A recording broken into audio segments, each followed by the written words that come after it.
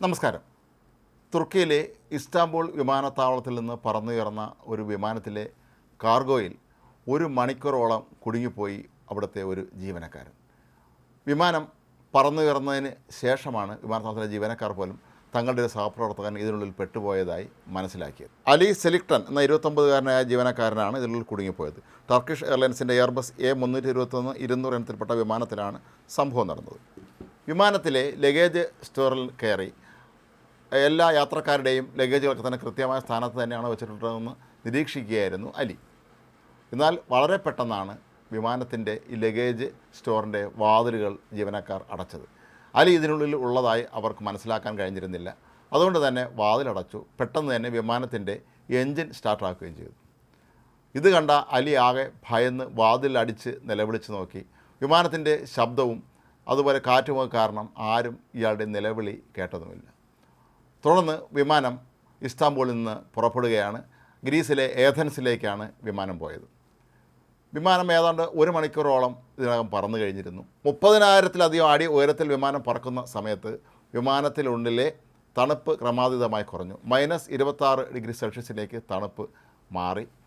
അലിക്ക് അതിനകത്ത് ഇരിക്കാനോ നിൽക്കാനോ കഴിയാൻ പറ്റാത്തൊരു അവസ്ഥയിലേക്ക് കാര്യങ്ങൾ കൊണ്ടുവന്ന് എത്തിച്ചു. അയാൾ വല്ലാതെ ഭയന്നു. കാരണം ഈ തണുപ്പ് തന്നെ വല്ലാതെ ബാധിക്കുമെന്ന് മനസ്സിലേക്ക് അയാൾ അടുത്ത് ചെയ്തത് ആ ലഗേജ് സ്റ്റോറിനുള്ളിലെ യാത്രക്കാരുടെ ലഗേജുകൾ പരിശോധിക്കുകയായിരുന്നു. ഏതെങ്കിലും ഒരു യാത്രക്കാരിൽ നിന്ന് പുതപ്പോ മറ്റോ കിട്ടിയാൽ തൽക്കാലം അത് പുതച്ച് രക്ഷപ്പെടാം എന്നാണ് അയാൾ കരുതിയത്. പക്ഷെ അതൊന്നും തന്നെ നടന്നില്ല. എന്നാൽ ഇതേ സമയം ഇസ്താംബുൾ വിമാനത്താവളത്തിലെ ജീവനക്കാർ കുറേ നേരമായി അലിയെ കാണാതായപ്പോൾ അയാൾ പുറത്തുകൂടെ പോയതാണ് എന്ന് ആദ്യം തെറ്റിദ്ധരിച്ചിരുന്നു. എങ്കിലും പിന്നീട് അവർ CCTV ദൃശ്യങ്ങൾ പരിശോധിച്ചപ്പോഴാണ് ഇയാൾ വിമാനത്തിലെ കാർഗോ റൂമിനുള്ളിലേക്ക് കയറുന്നതായി കാണുന്നത്. പിന്നെ ഡോർ അടയുന്നതെല്ലാം അവർ കണ്ടു. അബദ്ധം മനസ്സിലാക്കിയ വിമാനത്താവളത്തിലെ ജീവനക്കാർ അടിയന്തരമായി വിമാനത്താവളത്തിലെ ഉന്നത ഉദ്യോഗസ്ഥരെ വിവരം അറിയിച്ചു. അവർ ഉടൻ തന്നെ ആ വിമാനത്തിൻ്റെ പൈലറ്റുമായി ബന്ധപ്പെട്ട് വിമാനം അടുത്തുള്ള വിമാനത്താവളത്തിൽ നിലത്തിറക്കാൻ ആവശ്യപ്പെട്ടു. ഇതിനോടകം ഏതാണ്ട് 1 മണിക്കൂറോളം വിമാനം പറന്നു കഴിഞ്ഞിരുന്നു. ഏതായാലും ഏഥൻസിലേക്ക് പോകേണ്ട വിമാനം തുർക്കിയിലെ തന്നെ മറ്റൊരു വിമാനത്താവളത്തിൽ അടിയന്തരമായി അപ്പോൾ ഇറക്കുകയായിരുന്നു. കാർഗോ റൂം തുറന്ന ജീവനക്കാർ കണ്ടത് ഏതാണ്ട് അവശ നിലയിലായ അലിയായിരുന്നു. കാരണം അയാളുടെ കാലുകൾ രണ്ടും മരവിച്ച് അത് ഏതാണ്ട് മുറിച്ചു മാറ്റേണ്ട അവസ്ഥയിലെത്തുമോ എന്ന് തോന്നുന്ന രീതിയിലേക്ക് എത്തിയിരുന്നു. മാത്രമല്ല തണുപ്പ് കൊണ്ട് സംസാരിക്കാൻ പോലും കഴിയാത്ത അവസ്ഥയിലുമായിരുന്നു. ഏതായാലും അവസാനമായി സംഭവിച്ചിരിക്കുന്നത് ഈ അലിക്ക് ജോലി നഷ്ടപ്പെട്ടു എന്നുള്ളതാണ്. അയാളുടെ ആരോഗ്യനിലയിൽ വലിയ മാറ്റമുണ്ട്. മാത്രമല്ല ഇയാൾക്കിപ്പോൾ മാനസിക ചികിത്സയും ഡോക്ടർമാർ നൽകുന്നുണ്ട്. പക്ഷേ തൻ്റെ ജോലി നഷ്ടപ്പെട്ടതിനെക്കുറിച്ചാണ് അലി ഇപ്പോൾ ദുഃഖിക്കുന്നത്. അലി പറയുന്നത് താൻ മനഃപൂർവ്വമല്ല ഇതിനുള്ളിൽ കയറിയത് എന്നാണ്. എന്നാൽ മറ്റുള്ളവർ ആരോപിക്കുന്നത് ഇയാൾ മനഃപൂർവ്വം രാജ്യം വിട്ടുപോയി രക്ഷപ്പെടാൻ വേണ്ടി കാർഗോ റൂമിനുള്ളിൽ കയറി പറ്റുകയായിരുന്നു എന്നാണ്.